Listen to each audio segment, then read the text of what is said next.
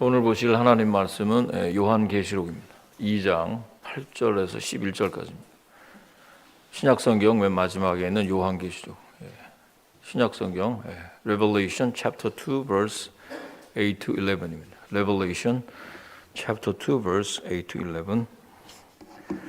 오늘은 제가 다 봉독을 하겠습니다.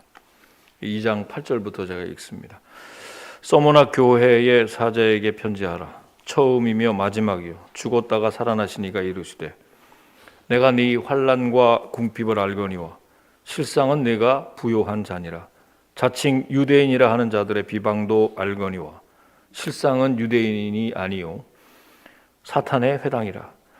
너는 장차 받을 고난을 두려워하지 말라. 볼지어다 마귀가 장차 너희 가운데서 몇 사람을 옥에 던져 시험을 받게 하리니 너희가 10일 동안 환난을 받으리라. 내가 죽도록 충성하라. 그리하면 내가 생명의 관을 내게 주리라. 귀 있는 자는 성령이 교회들에게 하시는 말씀을 들을지어다. 이기는 자는 둘째 사망의 해를 받지 아니하니라. 아멘. 오늘 특별히 우리 함께 우리 섬기고 계시는 뉴힘 새힘 장로교회 우리 담임 목사님인 박태규 목사님께서 이렇게 새해 들어서 이렇게 함께 연합으로 예배를 드리는데 오늘 말씀을 선포해 주실 것입니다. 큰 은혜가 되시기를 바랍니다.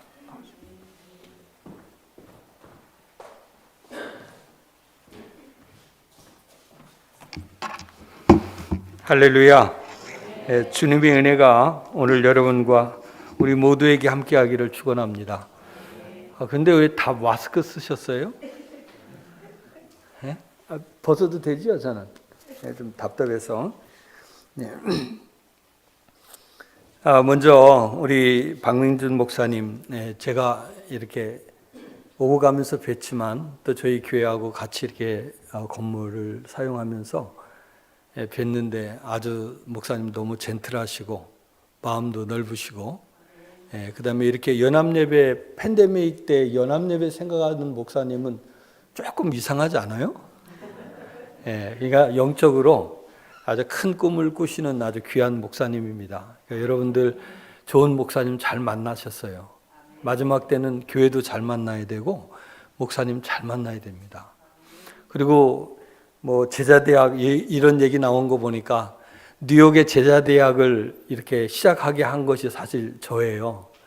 그래서 순복음교회에서 한 2년 동안 우리가 그런 트레이닝도 받고 했는데 꾸준히 이것을 이어서 하는 교회가 거의 없습니다. 마지막에 저희 교회인 줄 알았더니 오늘 보니까 우리 신일교회가 끝까지 놓치지 않고 이 사역을 하는 거 보니까 신일교회에서 훌륭한 제자들이 많이 나올 줄로 분명히 믿습니다. 네, 너무나 감사드리고요. 제가 어렵게 보냈는데 아주 쉽게 한번 말씀을 풀어서 은혜를 나누고자 합니다. 이게 뭔가 한번 보실래요? 안 보여? 뭐 보이는 분만 앞에 이렇게. 뭐죠? 그냥 제가 쓴 거예요. 천국에서 온 편지. 우표도 제가 만들고. 그래서 뭐가 들었나 한번 볼게요. 이게 뭐냐면 주보입니다. 천국에서 온 편지. 여러분, 우리가 편지, 저는 군대 때 가장 많이 생각이 나는데 편지가 얼마나 귀해요. 여러분 최근에 편지 써보신 분 계세요? 뭐 한국의 어머니에게 보낸다든가 친척에게. 요즘 편지 안 쓰지요? 편지가 얼마나 정감이 있어요? 편지를 통해서 인사하고 안부 나누고 그 다음에 속사정 얘기 다 하고, 그죠? 그리고 또 답장 받게 되고 받을 때까지 또 기다려지고, 이게 편지가 주는 정감입니다. 그래서 왜 제가 편지 얘기를 했냐면 여러분이 갖고 다니시는 성경이 편지예요. 주님이 여러분에게 보낸 편지예요. 아멘 하셔야 되는. 이 갖고 다니는 여러분의 성경이 편지라 그 말이에요. 그래서 항상 시작할 때 은혜와 평강이 너에게 있을지어다 이렇게 시작하죠. 여기서 편지가. 그래서 편지라는 거 특별히 이 사도 요한을 통해서 주님이 천사가 요한에게, 요한이 7교회의 얘기가 우리들의 얘기예요, 이게. 근데 이 팬데믹 시대에 여러분이 많이 느끼실 거예요. 예배 마음대로 못 드리지요. 모임 제대로 못 갔지요. 기도하고 싶어도 힘들지요. 그러니까 결과적으로는, 그리고 마스크 쓰신 거 보니까 이제 서로 대화도 잘 못하지요. 이제 사람끼리 만나는 것도 좋기는 한데 껄끄럽지요. 부담스럽잖아요. 이러다 나 걸리면 어떡해요?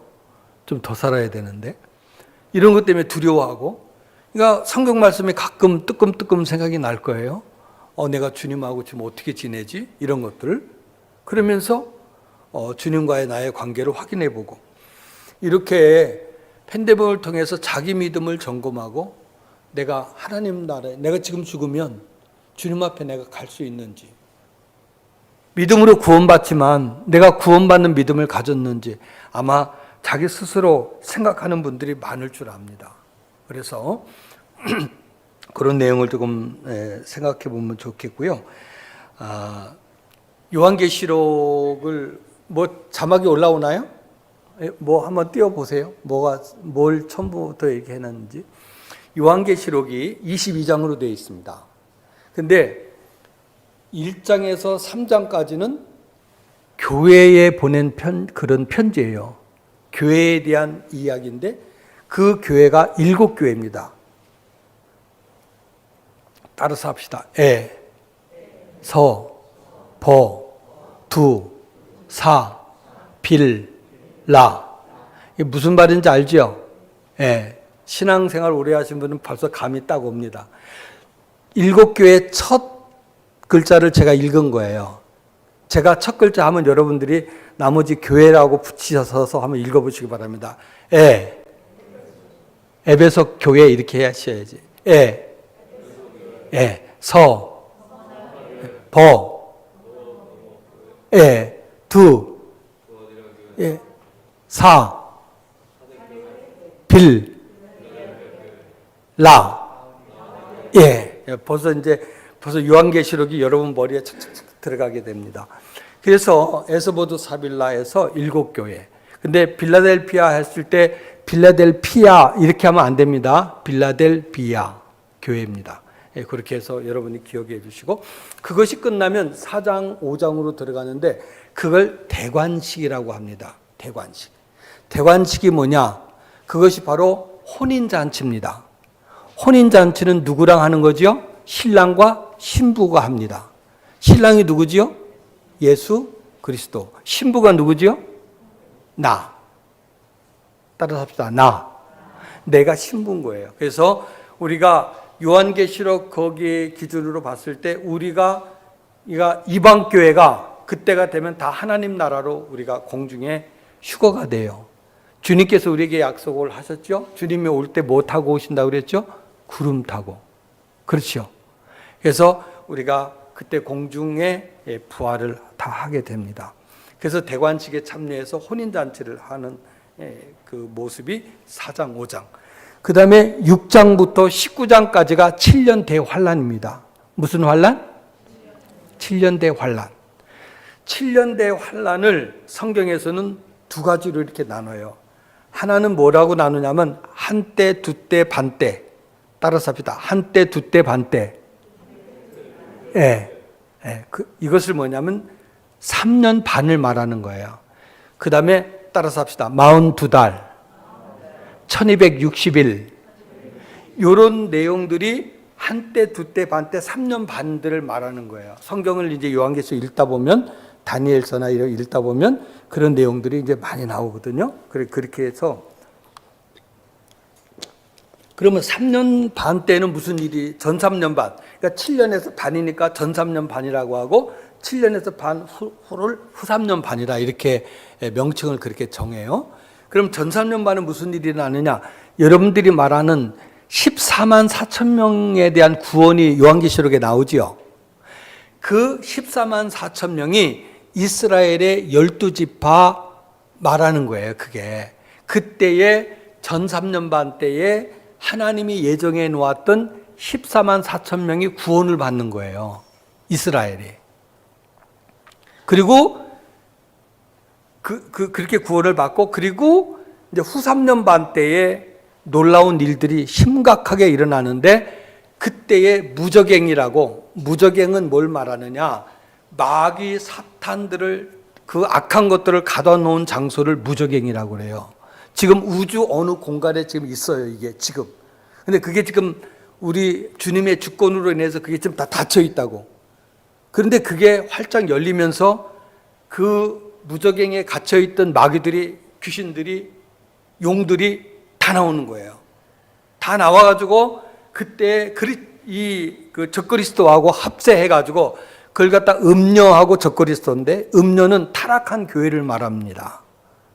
타락한 교회. 그래서 합세해가지고 이제 이방 교회가 다 올라갔지요. 근데 다 올라갑니까? 예수 안 믿는 사람은 안 올라가죠. 그리고 14만 4천 명 외에 이스라엘 사람들이 지금 그 구원을 못 받고 남아있는 사람들 많겠지요. 엄청나겠지요. 지금 지구의 인구가 한 78억 되나요? 왜 대답을 안 하세요? 그렇잖아. 한 78억 된다고 했을 때, 그럼 14만 4천 올라가고 뭐 이방인 교회 올라가고 그래도 지금 이 지구 안에는 엄청난 많은 사람들이 남을 거 아니에요. 그 남은 사람을 향하여 총 공격을 합니다.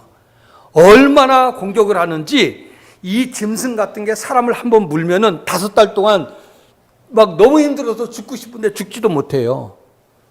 그리고 유브라데강 같은 그런 뭐 전투 아닌 전투에서는 3분의 1의 세계의 3분의 1 사람들이 그냥 단번에 하루에 월, 일, 시 그때에 단번에 다 죽여버립니다. 그러니까 다 피바다가 되는 거야. 피바다. 이러한 일들이, 끔찍한 일들이 일어나게 되고, 그리고 7년 대환란이 끝나면서 주님께서 백마를 타시고, 그동안에 혼인잔치 끝나고 다 올라갔던 그런 주님의 백성들하고, 주님의 백성들은 세마포, 드레스라고 생각하면 돼요. 드레스. 이거 뭐 좀 올려주실래요? 이렇게 뭐 안 나와요? 아무것도 안 나와요? 난 또 뭐 나온다고 그래서. 왜 안 나와요? 좀 나오게 하지. 타이틀만 이렇게 해서. 예, 오케이, 좋습니다. 그래서 하얀 세마포 옷을 입고 백마를 타고 주님과 함께 우리가 땅에 내려오는 거예요. 그래서 나머지 그런 남아있던 그런 적그리스도와 악한 것들을 전부 완전해서 물리치고, 그 다음에 나머지의 그런 악한 것들을 또 무저갱이에다 가두게 되고, 무저갱은 지옥에 대한 감옥을 무저갱이라 그렇게 말해요. 그래서 열쇠로 딱 잠궈버려서 성경에서 한 번 닫으면 열 자가 없고 열면 닫을 자가 없어요. 아멘. 노아의 방주를 누가 열었을까요?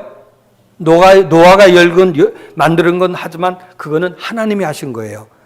계획부터 시작해서 그 말을 듣고 노아가 움직이고 120년 동안 방주를 만들고 하는 것은 하나님이 하신 거예요. 그리고 방주가 닫혔어요. 누가 닫히게 한 거지요? 하나님이 하신 거예요. 그거를 열 자가 있겠어요? 없겠어요? 없어요. 그러면 비가 막 내려서 막 이 정도, 우리 오시자마자 비 난리가 나가지고 아주 저도 고생하고 목사님 고생 많이 했는데, 비가 요만큼 찰 때는 감이 없어요. 근데 이게 점점 불어나가지고 여기까지 오면은 그때부터 사람들이 두려워하는 거예요. 그러면 노아의 방주 두드렸겠어요? 안 두드렸겠어요? 좀 생각하면서 설교 들으시면, 좀 고개라도 이렇게 해주시면.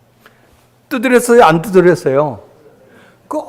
이 노아가 한 말이 진짜 같은데 이게 막 느끼기 시작하는 거예요. 그러니까 노아, 너 나 잘 알잖아. 나 너하고 뭐 밥도 같이 먹었잖아. 너하고 내가 옛날에 곡식도 나눠줬잖아. 내가 소 한 마리 새끼 낳았을 때 줬잖아. 뭐 별 사람들이 와서 놓고 했을 거 아니에요. 그런데 노아도 열어주고 싶지요.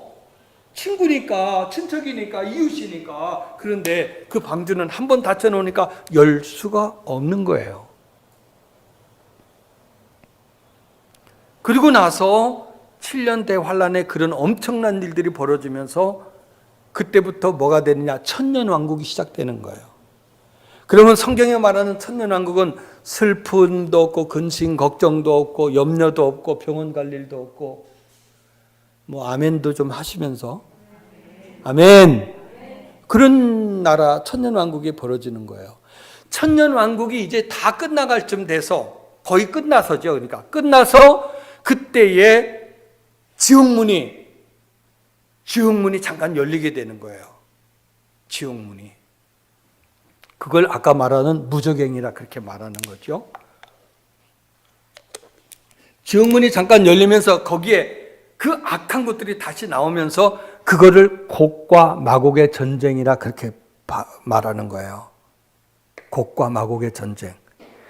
이때에 거기서 나온 사탄의 무리들하고 그 다음에 이 땅에 남아있던 그런 타락한 교회, 음녀들하고 또 합세가 돼가지고 하늘을 향하여 공격을 할 때에 그때 하늘에서 마지막으로 정말 불벼락이 떨어지면서 그들을 다 박살을 내면서 완전히 죄라고 하는 것을 지구상에서 죄라고 하는 죄자의 점까지도 완전히 싸그리 다 주님께서 태워서 없애고 아예 없애버리고 다 끝내면서 그때에 나머지 사람들 천국에 또 올려보내고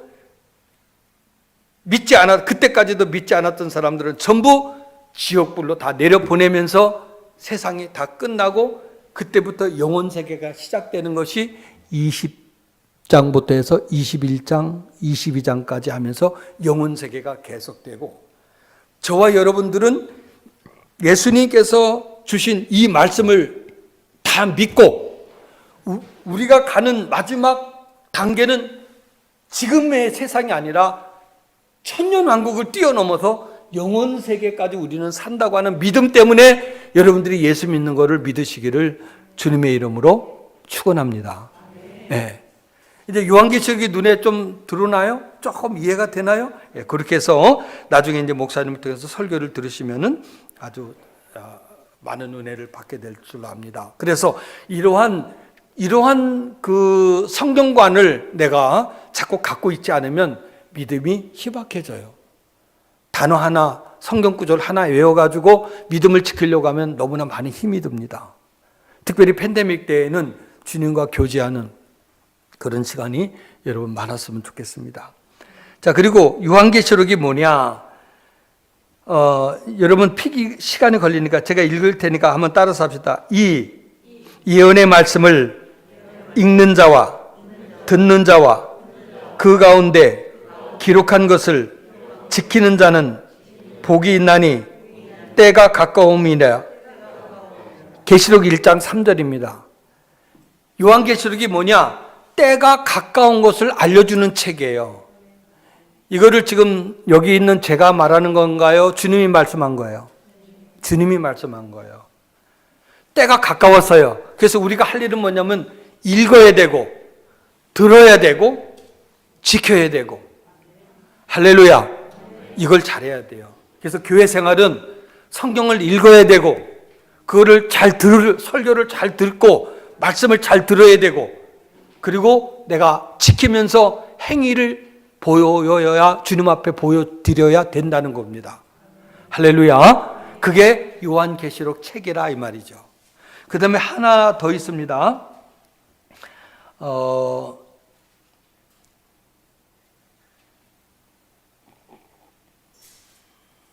그 하나를 따라서 합시다. 예수 그리스도의 계시라. 이는 하나님이 그에게 주사 반드시, 더 크게 반드시 속히 일어날 일들을 그 종에게 보이시려고 그의 천사를 그 종 요한에게 보내어 알게 하신 것이라. 이것이 계시록 1장 1절에 있는 얘기예요. 그러니까 예수님이 누구한테? 천사한테. 천사가 요한한테. 요한이 7교회에 이렇게 하는 거예요. 그러면서 여기서 키포인트가 뭐냐면 한번 다시 한번 따라서 해보겠습니다. 속히 일어날 일. 속히 일어날 일.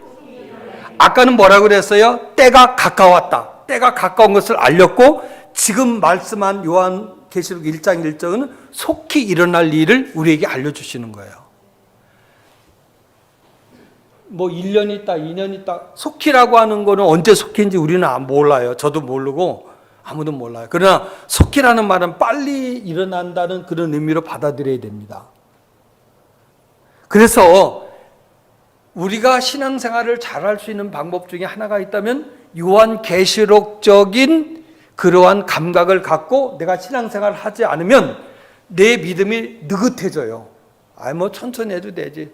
뭐 양육반, 뭐 천천히 뭐 받으면 되지. 지금 뭐 그거 받을 때인가? 내가 힘들어 죽겠는데 이런 생각할 수 있어요. 여러분 받을 때 받으시기 바랍니다. 아멘. 밥은 있으면 먹을 때 빨리 먹어줘야 배가 든든해지잖아요. 맛있는 게 있으면 그게 먹을 때니까 빨리 먹어야 되는데 안 먹으면 자기 손해지요. 양육반 할 때 양육 받으시고, 제자반 할 때 제자 받으시고, 군사반 할 때 군사 받으시고, 할렐루야. 예, 그 때가 있습니다. 근데 성경은 바로 주님이 곧 오실 것을 우리에게 얘기해 주고, 이것이 바로 요한계시록에 나타난 말씀이다. 예. 그리고 계시록 22장 12절에 보니까 보라 내가 속히 오리니 내가 줄 보상이 있어 각 사람에게 행위대로 갚아주리라. 그러면서 속히 오리라고 하는 얘기를 또 한 번 반복하시면서 무슨 얘기를 하면 상에 대한 얘기를 합니다. 그러니까 결과적으로는 하나님 나라에는 성도들이 받을 상이 있는 거야. 내가 그 상을 너희에게 주기 위해서 내가 속히 오겠다는 거예요. 그리고 그 사람의 행위대로 갚아주겠다. 그래서 여러분 예수 믿는 거 그냥 대충 믿는 거 아닙니다. 잘 믿어야 됩니다. 아멘. 예. 그리고 여러분이 수고한 것들, 교회를 위해 수고했든지 어려운 이웃을 위해 수고했든지 선교사님들을 위해서 봉사를 했든지 아니면 작은 거 하나라도 다른 사람을 섬기는 마음을 갖고 희생을 했든지 자기 돈을 들여가지고 선교비를 보낸다든가 교회에 협력했다든지 이러한 모든 하나님의 영광을 위해서 했던 일들은 결단코 상을 잃지 않는다고 하는 것도 여러분 잊지 않기를 바라면서 절대 교회에서 수고하고 봉사하다가 어렵다고 힘들고 조금 힘들다고 누가 남의 얘기했다고 그래서 뭐 시험 들고 거기에 막 이런 거 손해보는 거 하지 마세요. 아멘. 나의 받을 상과 내가 영원 세계에 가는 것은 누가 대신해 주지 않습니다. 할렐루야. 끝까지 싸워서 이겨야 돼요. 끝까지 싸워서 내 믿음 지켜야 돼요. 믿으시기를 바랍니다. 네, 그래서 그것이 지금 요한계시록에서 보여주는 방법이고, 그 다음에 요한계시록을 우리가 이렇게 읽을 때는 어떻게 되느냐, 요한계 어떻게 받아들이느냐, 여러 가지 해석이 있는데 역사적 해석하고 문자적 해석을 해야 됩니다. 그게 무슨 말이냐면, 역사적 해석이라고 하는 것은 성경이 말하고 있는 것이 지금 우리가 살아있는 세대에 그대로 일어날 것을 기록한 것이라고 하는 걸 믿는 거예요. 여러분들 믿지요? 네. 그 다음에 문자적이라고 하는 말은 성경에 기록한 그 문자 그대로 믿는 거예요. 믿지요? 이렇게 해석해야 다른 문제가 안 생겨요. 그래서 이런 것들을 모르기 때문에 요한계시록 때문에 많은 목사님들도 다루기 어려워하고 성도들도 아예 읽지도 않고 최고 읽어야 될 책이거든요. 마지막 책이니까. 근데 이걸 잘 읽기를 어려워한단 말이에요. 그러니까 여러분들이 가장 쉬운 건 모르는 건 그냥 그대로 읽고 넘어가면 돼요. 그리고 주님에게 가르쳐 달라고 하고 목사님께 가르쳐 달라고 해서 알면 됩니다. 그래서 예를 들어서 왜 왜 역사적으로 이걸 받아들여야 되느냐? 지금 우리 세계 역사관을 볼 때에 우리 기독교에서는 언제부터 시작하냐면 AD BC죠. BC는 Before Christ를 말합니다. 예수님 탄생하기 전에. 그것을 605년을 잡습니다. 605년이라고 하는 그때 시점은 너무나도 아주 중요해요. 우리 기독교 역사에서. 왜 그러느냐? 605년에 바벨론이 이스라엘 유다를 침공해가지고 예루살렘을 다 박살내버립니다. 그리고 거기에서 귀족들, 특별히 귀족들 중심으로 이렇게 골라가지고 젊은 애들을 중심으로 해서 다 바벨론 포로로 끌고 가버려요. 그래서 70년 동안 거기서 노예살이를 합니다. 그런데 그때 왕이 느부갓네살 왕인데 이 왕이 야, 이 똑똑한 애들을 가만둬서는 안 되겠다. 그래가지고 뽑아서 특별 교육을 시키는데 그 교육시키는데 뽑힌 사람이 바로 누구냐면 다니엘이에요. 다니엘. 그때 나이가 15에서 약 17살 정도가 됩니다. 그리고 사드락, 메삭, 아벳느고 이 세 친구도 거기에 같이 합류해서 뽑힌 거예요. 그러니까 똑똑한 아이들이었죠. 그런데 어느 날 느부갓네살 왕이 꿈을 꾼 거야. 꿈을 꿨는데 그 큰 금신상 같은 그 신상이 나타났는데 위에는 금으로 돼 있고, 그러니까 머리는 금으로 돼 있고, 그 다음에 가슴 위쪽으로는 은으로 돼 있고, 배에 있는 이 벨트 쪽은 저기 동으로 돼 있고, 그 다음에 다리 있는 쪽은 철로 돼 있고, 다리하고 만나는 요 발가락 부분까지는 철하고 흙으로 같이 돼 있고, 그러더니 하늘에서 갑자기 뜨인들이 내려오더니 그걸 갖다가 밑에를 빵 쳤는데 그 동상이 완전히 다 박살이 내버린 거예요. 박살이 돼버린 거예요. 박살이 되니까 이 꿈을 꿨는데 이게 보통 꿈이 아닌데 밑에 사람들 다 불러가지고 이걸 좀 해석을 하라. 빨리 해석하라 하는데 해석하는 사람이 없는 거예요. 그때에 불러들이고 그때에 이렇게 핏값이 된 것이 바로 다니엘이었습니다. 그 다니엘에게 이걸 풀어라 그랬더니 자기는 풀 수 있다고 얘기하니까 그럼 빨리 풀어봐라. 그래서 하나님께 기도한 거예요. 다니엘이. 하나님 저걸 풀어달라고. 근데 이 다니엘서를 읽어보면 다니엘이 똑같은 꿈을 꿔요. 근데 다니엘은 또 희한한 쪽으로 또 보는데 그게 뭐냐면 다니엘은 느부갓네살 왕은 위에는 머리는 금이요 봤는데 다니엘은 거기에다 곁들여가지고 본 것이 뭐냐면 사자를 본 거예요. 사자. 그래서 여러분 성경을 읽다 보면 막 사자 막 희한한 것들이 막 나온다. 요한계시록에. 그래서 막 어려운 거예요 이게. 사자가 나오고. 그 다음에 이제 은으로 이제 이 가슴 위쪽으로는 은으로 되어 있는데 여기 보니까 여기는 다니엘을 보니까 곰으로 보이는 거야. 곰. 그리고 이제 배 쪽으로 벨트 쪽까지는 동으로 보이는데 여기는 보니까 표범으로 보이는 거예요. 그리고 그 밑으로 보니까 여기는 무서운 짐승으로 나타나는 거예요. 그러더니 그게 무슨 나라라고 하는 것까지 이제 다니엘이 해석을 해주는 거야. 그게 바로 위에 동상의 머리 위쪽은 금인데 그 금나라가 바로 바벨론이고 당신의 나라입니다.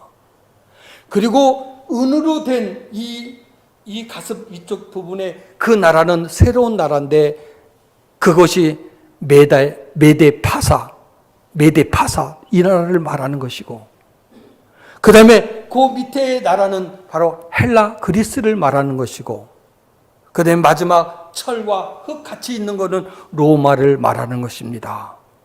그 말은 바벨론이 망하고 메데와 파사라고 하는 나라가 전 세계를 장악하고 메데 파사라고 하는 나라가 망하고 그리스 헬라가 전 세계를 장악하고 헬라 그리스가 망하고 그 다음에 로마라고 하는 나라가 전 세계를 장악할 것을 하나님이 보여주신 겁니다. 이렇게 말을 한 거예요.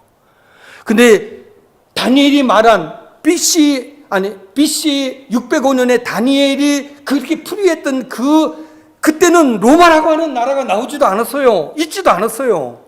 근데 로마라고 하는 나라가 있어요, 없었어요? 있었어요, 없었어요?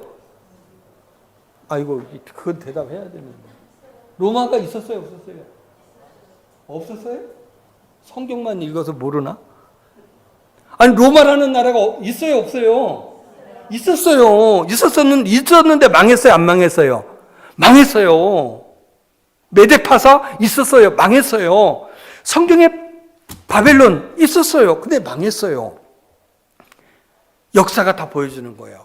그래서 그 605년에서 로마가 망하는 시점까지 약 470년까지의 기간이 끝나고 그리고 예수님이 탄생하시고 돌아가신 게 AD 약 33년에서 34년으로 보고 그 다음에 오늘 여러분이 성경을 읽은 이 요한이 본 이러한 환상의 이런 문제들이 AD 약 95년에서 98년을 보는 거예요. 그러면 지금 느부갓네살 왕 때부터 시작해가지고 요까지 오기가 600에서 약 650년 가량의 이거 앞뒤 빼고 나면은 그 기간 동안에 일어났던 거를 그러니까 600여 전 그러니까 650여 년 전에 이미 세상이 어떻게 되고 어떤 나라가 나오고 어떤 나라가 망할 것을 성경은 다 예언을 해서 끝내는 거예요. 그러니 성경이 얼마나 놀라운 책이고 신기한 책이에요. 그렇잖아요? 그런데 그때의 예언에서 다니엘이 말했던 그 내용들이 요한계시록에 그냥 나오는데 요한계시록에 이것을 받아가지고 썼던 요한이가 이것을 말하고 할 때가 지금 말씀드린 대로 약 650년 차이가 나는데 그때의 이야기하고 계시록에서 요한이 그 기록한 내용들하고는 똑같은 거예요. 그래서 다니엘서하고 요한계시록은 뗄래야 뗄 수 없는 해석할 수밖에 없는 그런 책이 된 거예요. 아멘? 놀라운 일이죠? 엄청난 얘기죠. 그런 요한계시록을 지금 여러분이 듣고 있고 오늘 그 중에서 제가 이제 30분까지만 설교하면 될 것 같은데. 그래. 자, 이제 뭐 하다가 좌우지간 뭐 이렇게 그래서 어쨌든 요한계시록까지 그렇게 해서 했던 내용을 얘기하면서 이제 조금 축소를 해보면 그 얘기는 좀 조금 더 해드려야 될 것 같아요. 뭐냐면 7년 대환란이 시작하기 전에 이제 뭐냐면 사실은 예수님이 보낼 것을 성경이 얘기하면서 이스라엘 백성들에게 예수 그리스도가 만왕의 왕이라고 하는 걸 이미 알려주었는데 이스라엘이 유대 백성이죠. 하나님 택한 백성인데 예수를 영접하지 않은 거예요. 하나님의 아들이라고 인정하지 않은 거예요. 그래가지고 그때부터 유다라고 하는 나라는 뭐 옛날부터도 받아들이지 않았기 때문에 그랬습니다만은 계속해서 다른 나라에 붙들려가고 흩어지고 고난받고 이런 과정에서 우리 주님께서 바로 이방인에게도 복음을 전하게 하고 이방인에게도 구원의 은총을 베풀어 주셔가지고 그래서 그 초대교회에 나가의 다락방에서 기도하면 역사가 일어나고 막 그 병든 자가 일어나고 죽은 자가 막 나사로가 살아나고 별 희한한 일들이 막 일어나면서 그 구원의 복음이 이방인들에게 쭉쭉쭉쭉 막 퍼져서 그거를 가지고서 우리가 7년대 환란 오기까지를 이방인의 시대라 이렇게 말하는 거예요. 그리고 그때까지를 70일 이내에 이게 모든 게 끝나요. 7년 대환란까지. 거기까지를 69 이래라 성경에서는 그렇게 말을 해요. 그 나중에 이제 뭐 기회가 되면 목사님께 더 자세하게 공부를 하시면 되고요. 그래서 69 이래가 끝나는 그 시점. 그래서 이제 한 이래만 남았잖아요. 한 이래. 그 시점까지. 그래서 이방인 그 7년 대환란이 시작하기 전에 이방인 교회가 다 천국에 올라가게 되면 교회 시대가 그때는 끝나는 거예요. 근데 교회라는 게 없어요. 그때는. 그러니까 여러분이 지금 믿을 만한 때 여러분이 지금 잘 믿었고 구원 받을 만한 때 여러분이 지금 잘 구원 받은 거예요. 이거는 크게 아멘 하시기 바랍니다. 좀 더 세게 아멘. 할렐루야. 이건 아멘 하셔야 돼요. 믿고 싶어도 못 믿어요. 이제 그때가 되면 이 짐승들에게 물려서 죽고 싶어도 못 죽는 거예요. 여러분 최근에 영화 중에서 좀비 영화 혹시 보신 적 있으세요? 좀비? 여기는 성경만 봐요? 그런 거 하나도 안 봐요? 영화는? 아예 끊고 살아요? 저는 좀비 영화 봤어요. 이러고 오고 막 총으로 쏴도 죽었다가 다시 살아나서 이런 세대가 영화지요. 그것이 그대로 거의 비슷한 게 와요. 이제 보세요. 여러분이 지금 코비를 맞아야 되느냐, 안 맞아야 되느냐. 제가 아는 닥터한테 목사님, 목사기도 하시니까 코비 주사 맞으셨어요? 연세가 많아요? 그걸 왜 맞아? 내가 닥터인데, 내가 아는데, 내가 왜 맞아? 그러시더라고요. 나는 예약을 해놨거든요. 나이가 안 되지만 옛날에 이거 심장하고 이게 부정맥을 제가 시술을 했어요. 여러분들이 기도 많이 해줘서 다행히 살았는데, 근데 등록을 해서 기다리게는 해주더라고. 저는 예약을 했는데 의사가 그런 얘기를 하는 거예요. 그게 뭐냐? 앞으로 그런 걸 통해서 이제 백신을 맞았는지 안 맞았는지 확인할 길이 없는 거야. 그리고 어디에? 그래서 여기다가 바로 여기까지 가면 더 궁금해지는 일이 많은데, 하여튼 백신 말고 다른 걸 집어넣어가지고 인간들을 다스리는 뭐가 만들어지는 것을 빌 게이츠를 통해서 지금 시작이 벌써 얼마 전에 MIT에서 만들어서 이미 시작됐대요. 근데 일반 사람들은 모르는 거예요. 저도 잘 모르고. 이런 일이 벌어지는 거야. 그러니까 맞아야 될지 안 맞아야 될지 나도 지금 헷갈려요. 어느 사람 맞아야 된다고 하고 어느 사람 안 맞아야 된다고 하고. 그러니까 결국 주님만 붙드는 방법 외에는 아무것도 없는 거예요.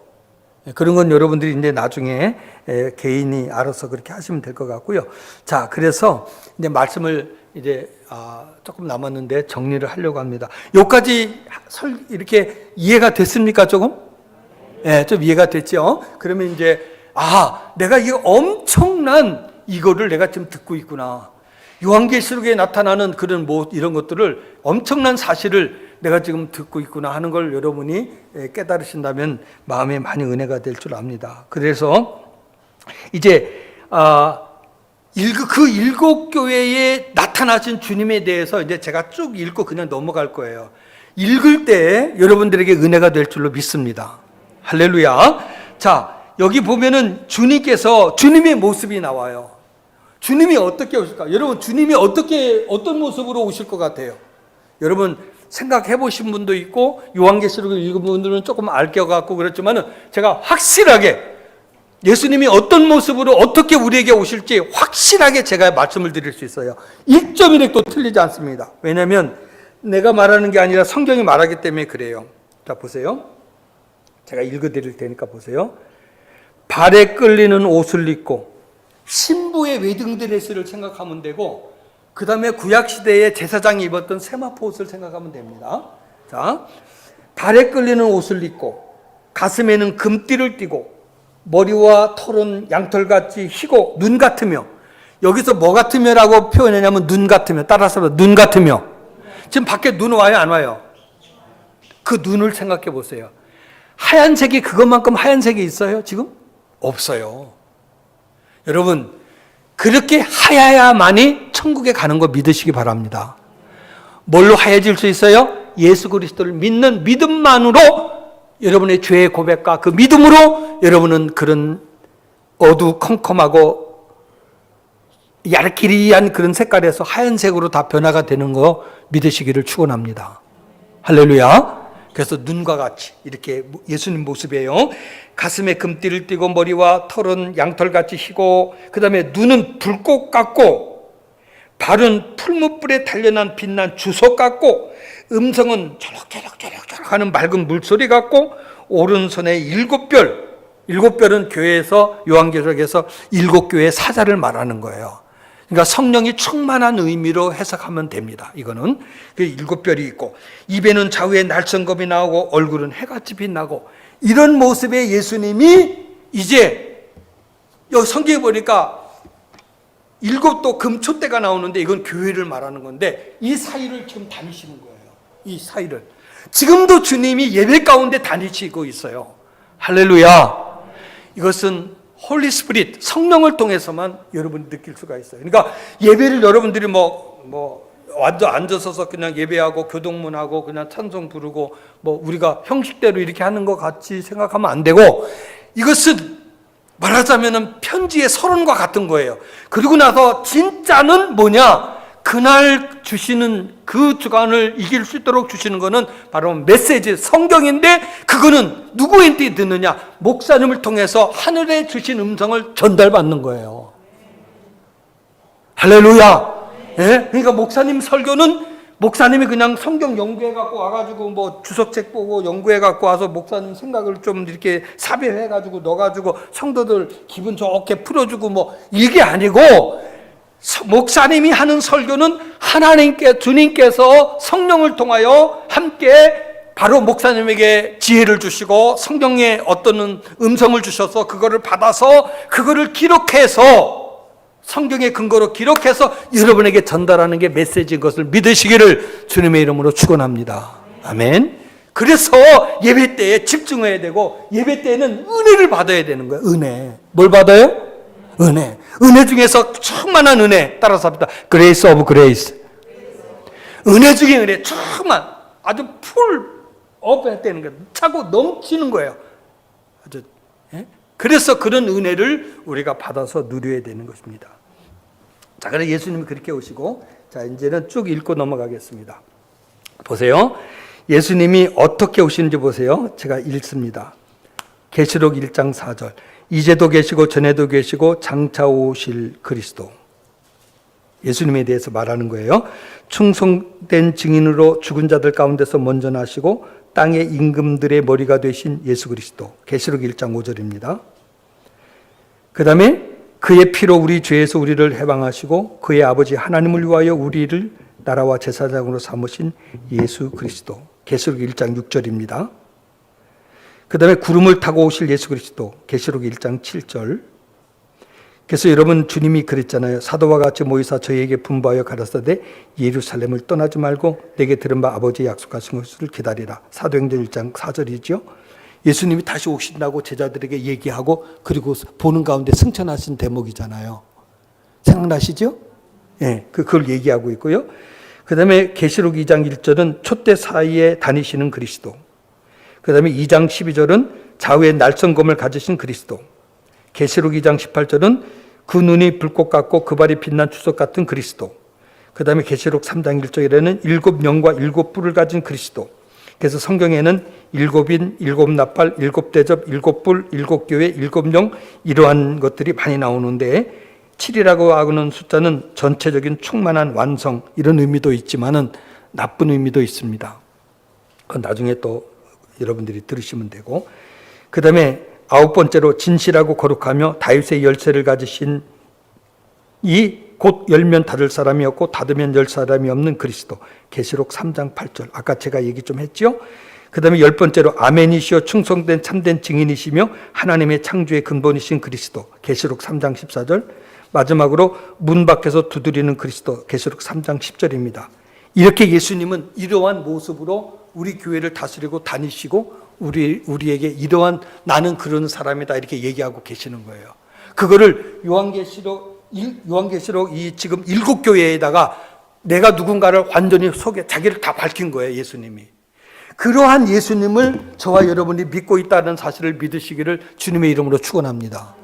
그러니까 예수님이 어떻게 오실 거냐? 예수님이 뭐냐 그랬을 때 우리 위해서 십자가 돌아가신 분 그거는 다 알아요. 이제 웬만한 사람은 그거 모르는 사람이 없어요. 예수가 누굽니까? 나를 위해서 십자가 돌아가신 분입니다.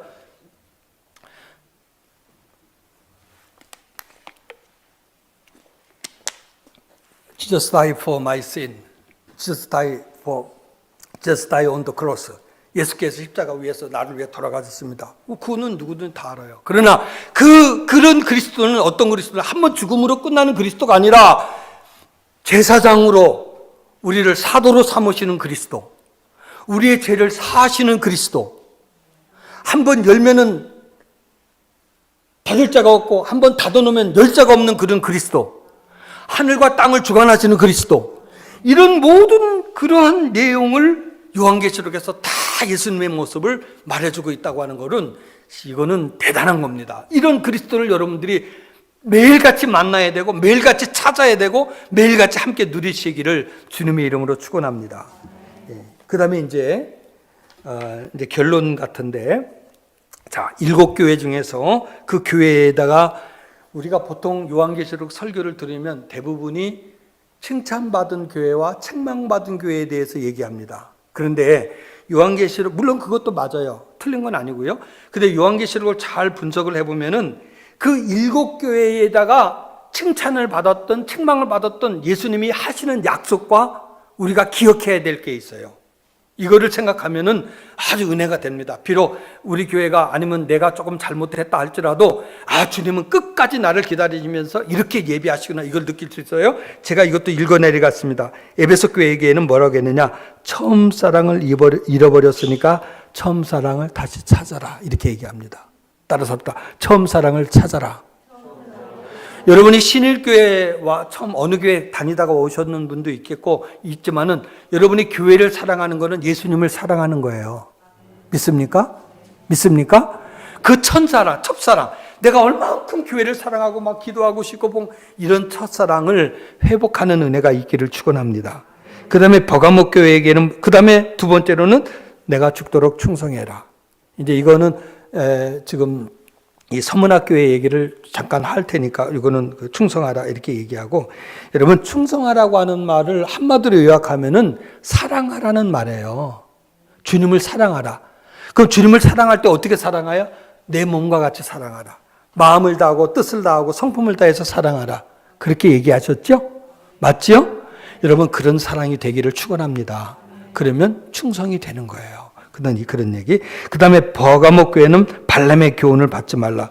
발람의 교훈은 말하자면 돈을 받고 축복을 그냥 막 거짓 예언해주고 돈 받고 막 이러는 거예요. 이런 거 해서는 안 된다는 거죠. 그런 거 교훈 받아도 안 되고, 그런데 머리 뒤밀고 축복 받으러 다니거나 점 보거나 또 이렇게 무당 찾아가거나 그러는 분 없기를, 있으면 회개하기를 주님의 이름으로 축원합니다. 그렇게 그런 거를 말하는 거고, 그 다음에 두아디리아 교회는 잘못된 행위를 회개하라.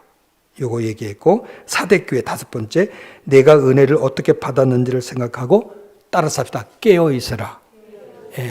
은혜 받은 걸 생각해서 깨어 있으라.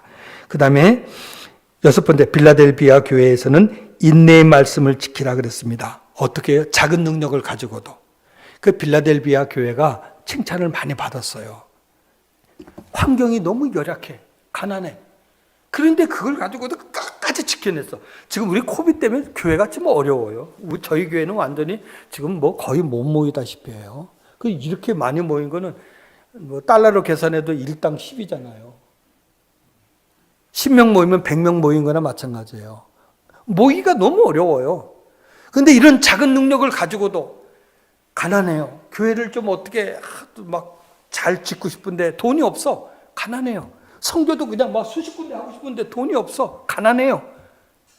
내가 봉사하고 싶은데 내가 돈 벌어 드리는 것이 너무 작아요. 없어요. 부족해요. 바로 그런 교회였지만 이 빌라델비아 교회가 그러나 그런 작은 능력을 가지고도 최선을 다하고 승리하고 모든 성도가 다 이긴 거예요.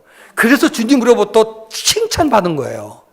그런 칭찬의 역사가 신일교회와 우리 세임교회에 함께하기를 주님의 이름으로 축원합니다. 그 다음에 이제 마지막으로 라우디게아 교회. 이기는 그에게는 내가 내 보좌에 함께 있게 하여 주기를, 내가 이기고 내 아버지 보좌에 함께 있는 것 같이 하리라. 그러니까 뭐라면은 이기라는 거예요. 이겨. 여러분 코비에서 기도로 이기시기 바랍니다. 그리고 자기 건강관리 하셔야 돼요. 음식 먹는 거 잘 먹고 잠 잘 주무시고, 조금 이상한 증세가 오면 빨리 병원에 가든지 아니면은 임시 처방으로 해서 잘 처방을 하고, 이런 거는 여러분들이 좋은 그런 이런 자료 있으면 서로 나눠서 이렇게 하면 됩니다. 그래서 그렇게 하면 되고, 이제 결론 읽고 마치겠습니다. 서문학교에 내가 내 환난과 궁핍을 알거니와 실상은 내가 부족한지라. 너는 장차 받을 고난을 두려워하지 말라. 내가 죽도록 충성하라. 이렇게 해서 서문학교에 관한 것을 죽도록 충성해라. 내가 너를 위해서 생명의 면류관을 주리라. Faithful until death, I'll give you crown of life. 그래서 결국은 하나님 나라에 올라왔을 때 하나님은 여러분에게 예수님과 함께 성령님 다 하나씩 씌워주기를 원하는 거예요. 면류관을 하나씩 다. 두 개 쓰고 싶은 분은 아멘 2번 하세요. 아예 싫어요? 받으셔야 될 거 아니에요. 쓰여. 이렇게 다 쓰여주는 거예요. 그러면서 충성하라는 거죠. 이것이 바로 마지막 시대를 살아가는 성도의 모습이 되어야 되고, 서머나 교회뿐만이 아니라 이거는 전 세계 교회를 향해서 하신 예수님 말씀입니다. 아무쪼록 어렵지만 여러분 다 승리하시고 저희 교회도 승리하고 그래서 하나님 영광 나타내고 이러한 저와 여러분이 되시기를 다시 한번 주님의 이름으로 축원합니다. 전능하신 하나님 아버지 고맙습니다. 이렇게 엄청난 소식들을 천국에서 우리에게 보내왔는데 다 감춰놓고 우리는 깨닫지 못한 것도 있고 읽지 못한 부분도 있습니다. 그러나 주님께서 신일교회에 역사하셔서 귀한 목사님을 통해서 더 크고 아름답고 귀한 메시지를 듣고 성도들이 깨어서 정말 힘을 다하고 목숨을 다하고 뜻을 다해서 우리 주님을 사랑하고 교회를 사랑하고 죽도록 충성하는 귀한 역사만 일어나도록 하나님 역사에 주시옵소서. 예수님 이름으로 기도합니다. 아멘.